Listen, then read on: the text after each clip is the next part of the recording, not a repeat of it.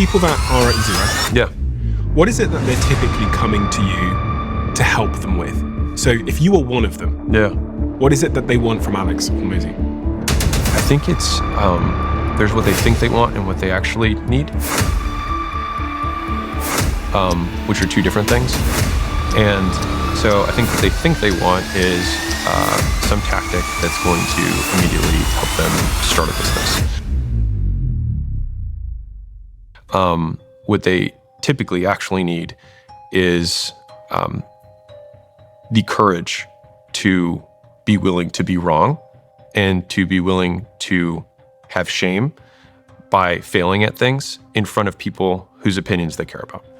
And I think that's, like, if I rewind the clock for me, it was probably one of the hardest things that I had to get over. And so I think that's why maybe my message resonates with a lot of people, is because it was so hard for me to get over. And what's interesting is basically anybody who's listening, the harder it is for you to break free of whatever kind of mental prison you've made for yourself, whether that's real or just in your head, the more compelling your story will be when you break through it. Because it will resonate with even more people. For the people that it was easy, that their story doesn't have a lot of, like, I was immediately an entrepreneur. Like, I wasn't like that. I had a job when I was in high school. I had a job immediately out of college. Some people were like, I was selling lemonade out of the back of my, thing when I was 13. I didn't do any of that. School failed me. I actually was pretty good at school. I didn't have any of those issues. You know what I mean? And so I had a pretty clear career path. And so I had what many would consider, like, I had a real opportunity cost. So I had a white collar job and I had a GMAT score above Harvard's mid score. And so I had a really clear path of what my life could look like in the next 20, 30 years. And it was fairly well defined. Like, I'll go to Harvard or Stanford or one of the top business schools, and then I will either go back into management consulting, or I'll go into investment banking, and then eventually end up in private equity. And that would be the path, right? And then all the flowers would be set at my feet, and everyone would say, we approve of you, you're an excellent person. But when I saw the people who were 20 years ahead of me, I really didn't want their life. And then it started making me look at my life, and I was like, I don't even know if I really want my life. And so the big decisions that I've made in my life, unfortunately, have almost always come at the doorstep of a parent death. And I think maybe in some ways that makes me a coward for having needed death to make decisions. And so operationalizing that has been something that has helped me move faster to make decisions that I know I need to make but don't. And so, like, the first big kind of, like, what felt like a death decision was, I was a consultant, 22-ish years old. I had a paid for, condo that I bought overlooking the city. And I remember thinking, like, I really hope I don't wake up tomorrow. And I don't mean that to be melodramatic. I just, for a period of time, I just always just, like, hoped every night. I was like, I just really hope I don't wake up tomorrow. Like, I just don't want to do this. And what was difficult about that was that at that time was when my father was most proud of me, because I was doing everything that was according to plan. He could talk about, like, his son who graduated in 3 years from Vanderbilt, had the good job, like, everything we're following the plan. And it was upon realizing that my ultimate expression of living out his dream was me feeling like I didn't want to be alive. And so and it took me time to get to that point to even articulate that, because obviously you never want to kind of, like, admit failure of, like, I have really messed something up here. But I was living my life to win someone else's game. And when I realized that one of our dreams had to die, either his or mine. And when I realized that his dream must die in order for mine to live, was a statement that I kind of crystallized when I was at that point in my life. Like, I had to keep repeating that, like, his dream has to die in order for mine to live. And so to put this in perspective of, like, how afraid of my father's judgment I was, I left the state and drove across the country halfway through before calling him to tell him that I was gone.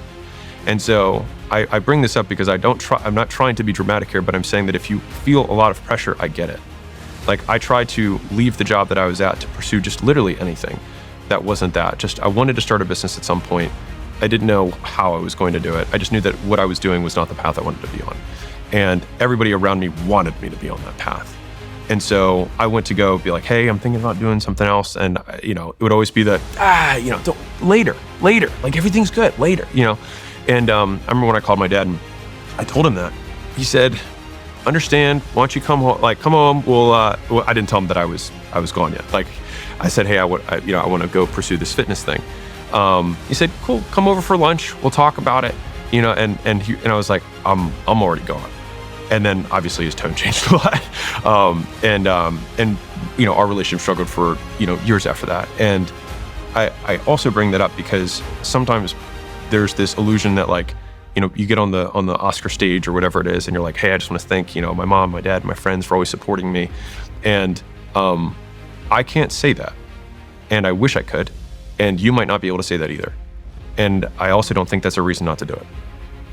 And so we did struggle for years after that to kind of like, because I was basically living as what was once his prodigal son, goes and takes a minimum wage job as a personal trainer at a gym, cleaning floors and stuff to learn the gym business. But that was ultimately like how I broke free, literally, physically leaving the area and, mentally. But I think that I had to accept that there was a timeline where my father would never talk to me again. And I had to be okay with that to pursue what I wanted. And I think that when you asked the original question, what are the people from 0 to 1 really looking for? I read tons of business books at that time, but I couldn't use any of them because I was so afraid. And what's crazy is that like, I think about it now in retrospect, and it's like, it's crazy how large the perceived monsters can appear. And Layla has this quote that I love, but it's, fear is a mile wide and an inch deep. And so you look at it and it looks like this ocean, and then you take the first step and you realize you don't drown. It's just like, oh, there's ground underneath of this, right? There's other people who are more on my path, and the friends you lose, you gain new friends, right? And so that fear was the hardest decision that I've had to overcome in my entrepreneurial career. And I think of all the split paths in my life, that was the one that if I had many timelines or many universes that existed, that was probably the one that is the most likely that I would not have parted from. So I think in like 90% of universes that Alex Hormozi exists, I'm just a consultant somewhere. And so I would encourage you, if you do feel that, you're not gonna die. Like, you won't die, and you might just live. It's so interesting because I think everything you've said is just absolutely spot on, but you're right in the way you say that if you'd asked an audience member listening now why they haven't started yet, they wouldn't say fear. Yeah. They would say, I haven't got the X, I haven't got the Y. But actually it is such an emotional thing. And we don't talk about that enough because uncertainty is, humans seem to be allergic to uncertainty, and they'd rather the certain misery of their current situation typically than uncertainty. And I think, and I used what I consider a very non-palatable word of coward purposefully, because no one wants to say they're afraid, because if you say you're afraid, then it means you're a coward. And I think that it only means you're a coward if you allow that fear to change your behavior in an aversive way, as in it not towards what you want. Mm-hmm. And so, the inverse of that, many people have heard it, courage is not acting without fear, but despite fear. And I think that when you allow fear to change your behavior the wrong way, that is when you can give yourself that title of coward. And I think that is a title that I have feared my whole life. And that label is I'm more afraid of that label than the label of failure. I'd rather be a failure than a coward.